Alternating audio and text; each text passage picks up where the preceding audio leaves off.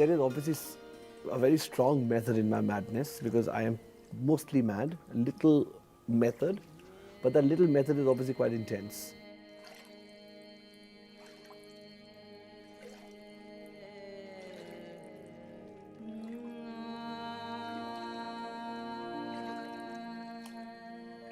I've been having a really intense romance and love affair with a fabric called malmal, muslin.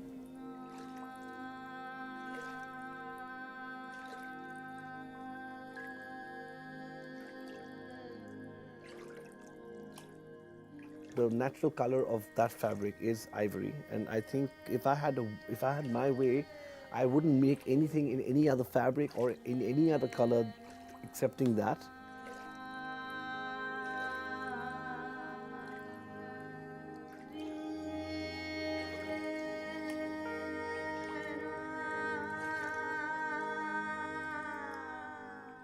My sense of fashion is actually it's very understated.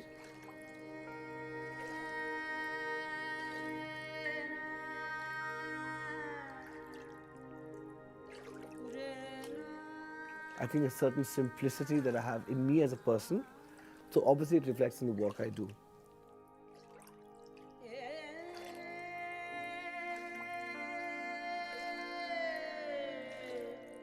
I don't even go to work most days. I go to work at 1 in the afternoon, and you know, this is something that people envy. I know a lot of my fraternity envies, really envy, and that is something, the only thing I think that people resent me for.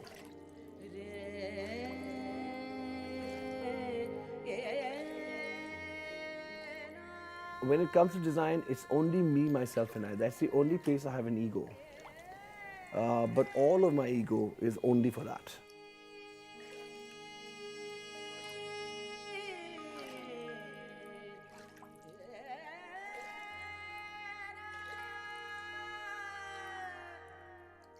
I do everything better now.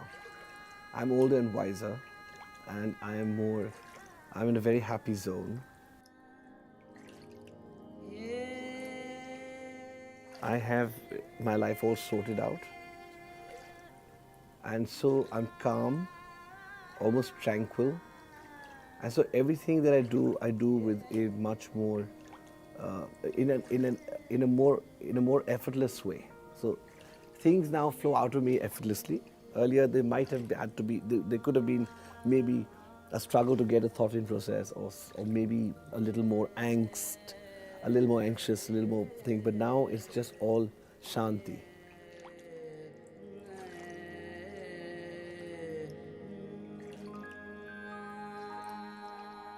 I started working with my brother and the business that family still has when I was still in college. So I used to come back from college and go straight to where my brother's factories and offices were. So I started doing that, and then I worked there for many years, and at that time I was doing collections for the international market. And then while I was still doing this, at that time my closest friend, God bless his soul, Rohit Bal, actually kind of literally picked me up and pushed me into this whole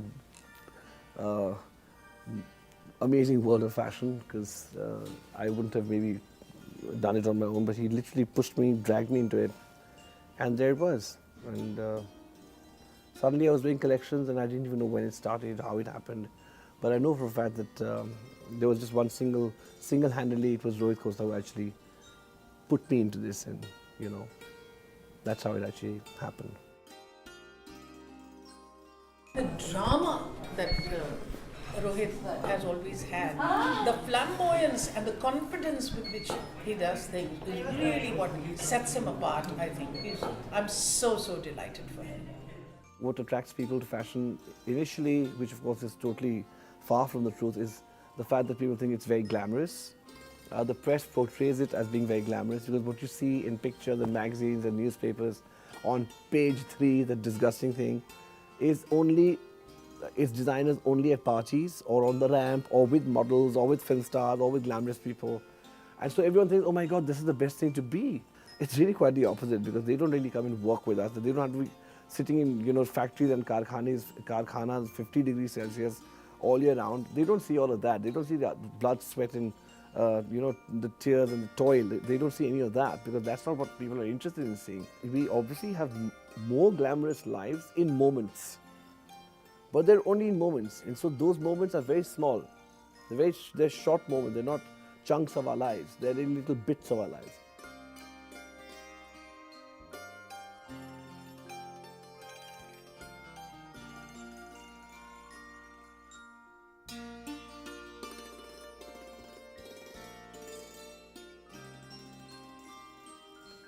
Fashion is art, period.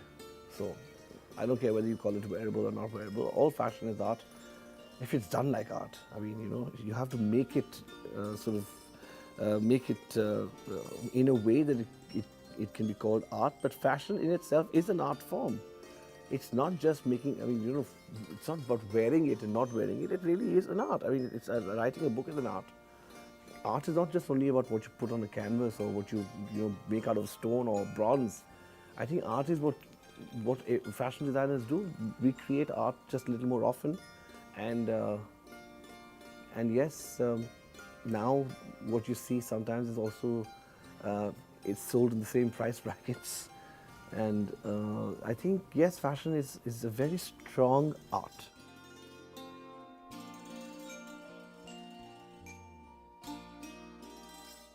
I was the youngest of 7 actually.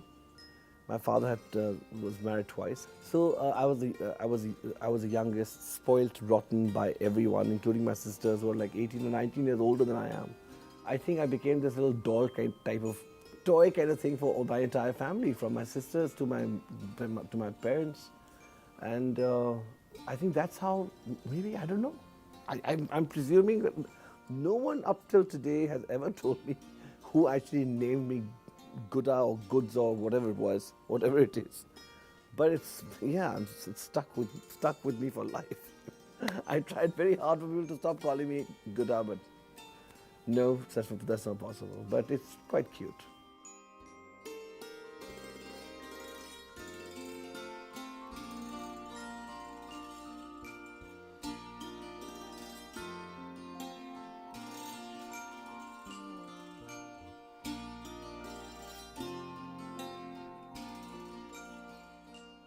I've known him all my life, and I love his clothes. I think they're beautiful, and he is somebody who would be making one of my wedding garments for sure. So I love you, Rohit, Gada, and my mom loves you, my family loves you. I love wearing your clothes. You make me feel beautiful, and you're a true artist. And I hope you're around for the next 25 years making these beautiful, beautiful clothes and doing beautiful weddings. And that's it.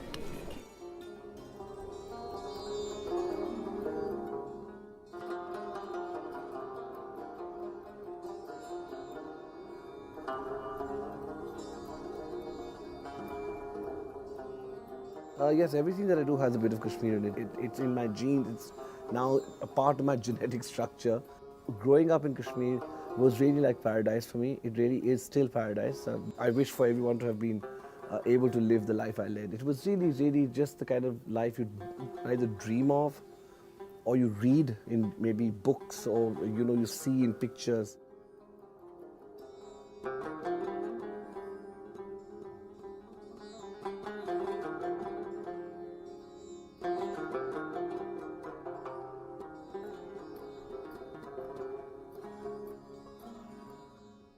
First collection I did was actually, it was a show which was being done by Ensemble in Delhi. I think it was Ensemble's first show.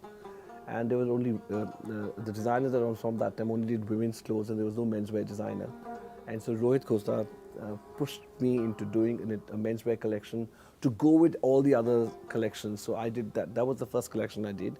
So my collection was kind of extremely scattered because I had to kind of, all the designers who were doing the women's collection, I had to actually match my collection for men with each one of their looks. So it was really quite, it was not easy, but it was a huge success. And at that time, there was nobody doing men's clothes really.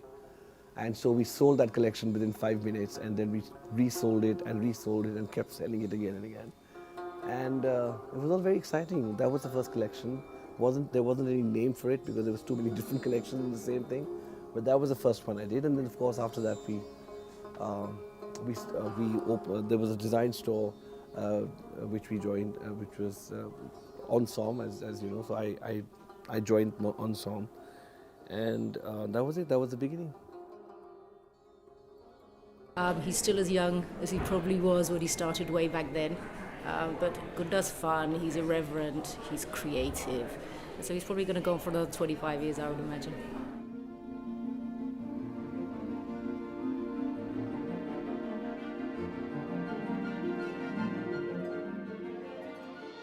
The pressure is intense. The pressure to outdo yourself every time is extreme. Everyone just expects this. What will you do now? I just finished a show in Bombay and everyone is saying, now what on earth will you do to make it better? Because they said this is the best we ever seen. I don't know either. I have no idea. And but then again, I say to myself that you can't force that. I just wish sometimes that the pressure was a little less and that people stop expecting so much. Because I'm also just a human being, and it becomes a bit of a. I don't want my work to be stressful.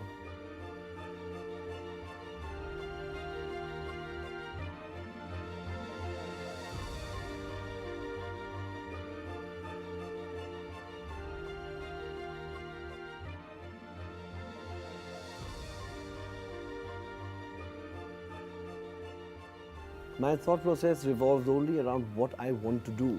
There is no formula that I follow, and it's not something that I say, okay, fine, okay, so now I've done a show, everyone loved the collection, everyone loved the show, so now I'm going to do this. No, it doesn't work that way for me.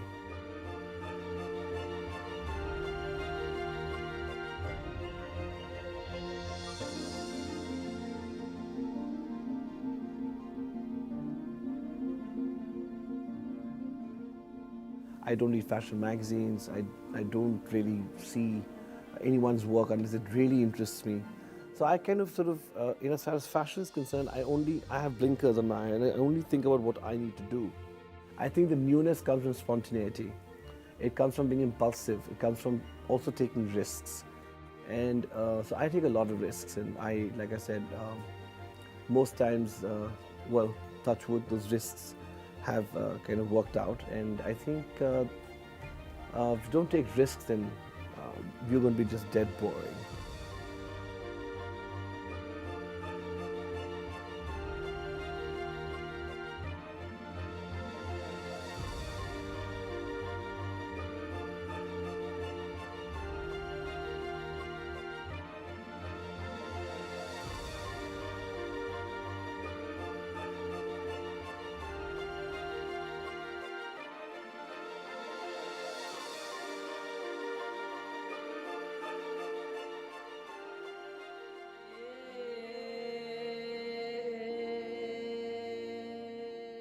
You know, I remember my first fashion show. I had just come back from 10 years in America, and I didn't know how to book models, especially in Jodhpur. We didn't have access, so I reached out to him. I said, I'd just gotten to know him, and so he said, "Listen, let me come and do the choreography for the show." And I said, "That'll be lovely," and it made my life so much easier to have Rohit, Tarun, and a couple of these legendary designers helped me out with my first show. So, to me, he's one of the most generous personalities in terms of design and support system for the younger generations, and to see him reach where he has is really inspirational. I really want to be known as a better human being rather than an incredible designer. I think for me that goes a much longer way. And I think people who aren't warm, generous, kind are not really people that I can respect no matter what they do. I think the most important thing to have in any profession is goodwill and good thoughts from other people. And that reminds me each day that I must continue being this person.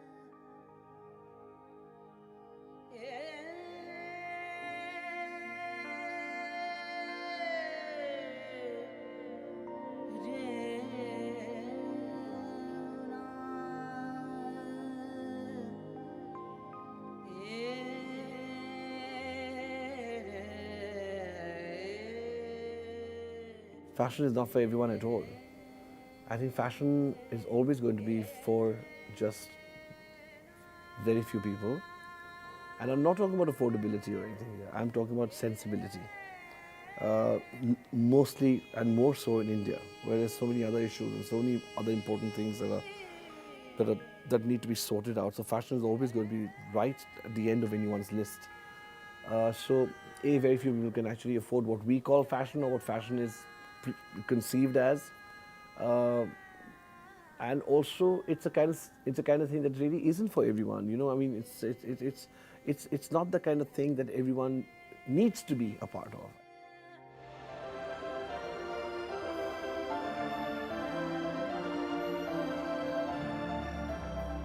When I thought about putting all these designers in the show again, was something that just happens very, very spontaneously. I just said, why would I not want, him to be in my show? Or then suddenly, why not him and her? And all it took was just one little phone call, and they said, of course. And also, it was actually quite epic, because it was really getting the entire industry together on that one ramp with a huge amount of happiness, and everyone kind of sort of, loving what they were doing. And let's face it, all designers, barring a few, loved to be on the ramp and loved to be on camera. So it was a great, it was just this thing that happened spontaneously.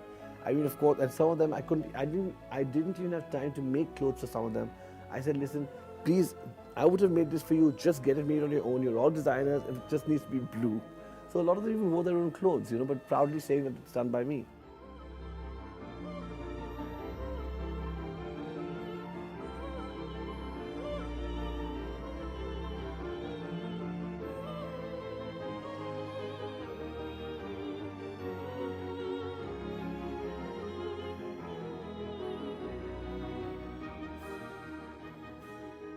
My father was extremely stylish, and he was an incredible man who was stylish in every which way, in his mind and his heart and his everything. So I suppose my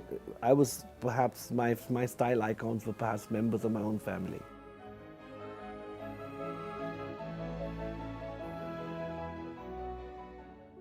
I don't particularly design anything with the thought of it being on the red carpet or walking on the red carpet. Again, like I said, been there, done that.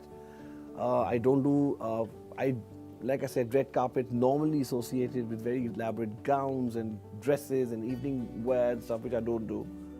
Everyone asks me, my God, why are your clothes so long? Why do you make them so long? It's just something that I like, that's it. No heavy explanation. I love making long clothes, I make long clothes, simple.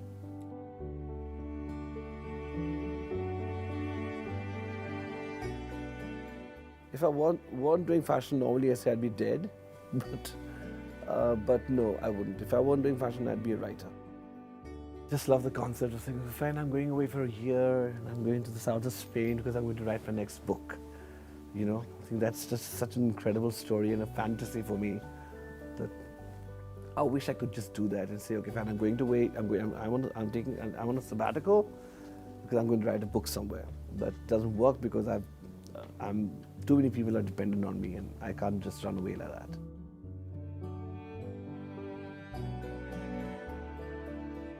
Oh, he's brilliant. I mean, a Rohit Bal outfit. Its simplicity, the cut, the feel, like the way I'm feeling right now in this, I'm feeling like a princess. But it's very effortless. Look, it's there's no, it's just mal, and look how amazing it looks on everybody. We all feel good in it. So it's timeless, and it transcends age groups, body shapes, but you just feel beautiful.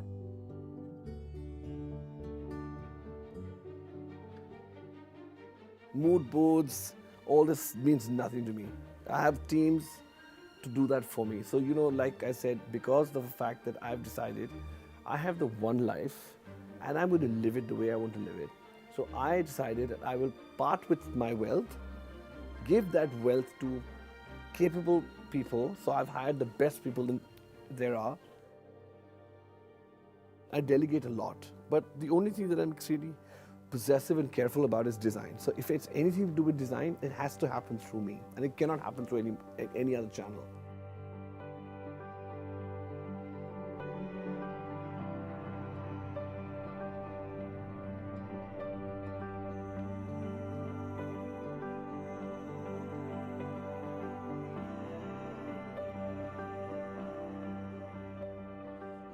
I make sure that everything that I endorse is actually also designed by me. I don't just see things and say, okay, this. I make sure that I do it myself.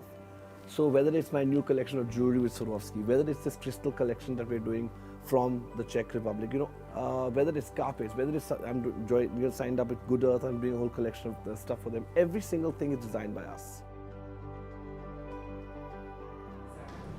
I have a little story to tell. So this is his 25th year.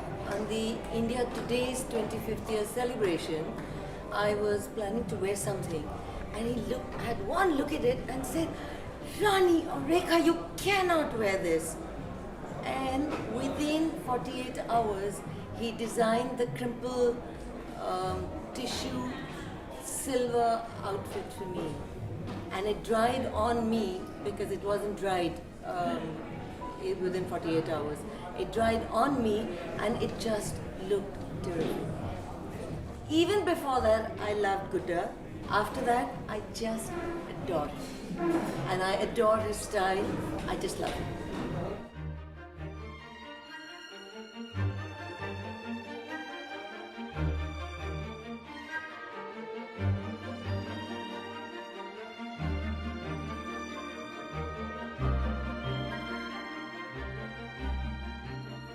I think it's incredible to be able to have technology and textile, especially the rich kind of cultural heritage of Indian textile and Indian fashion, and to combine that with extreme technology. It's not easy, it's a challenge, but if done well, it can be really spectacular.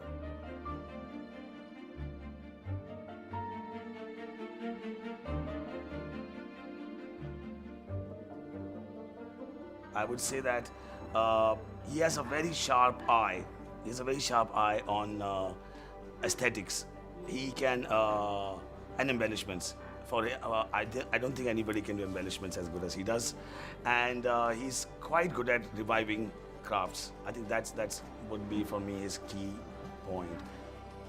I love food. In fact, the only reason I'd like to live a really long time is because I can keep eating great food. My most favorite cuisine, food in the world actually is Kashmiri food. And luckily I have great chefs in the house who cook the most incredible Kashmiri food. And so I love food when it's presented well. I love food when it's kind of not overpowering in any way. Yes, I am crazy about good food, and you can see.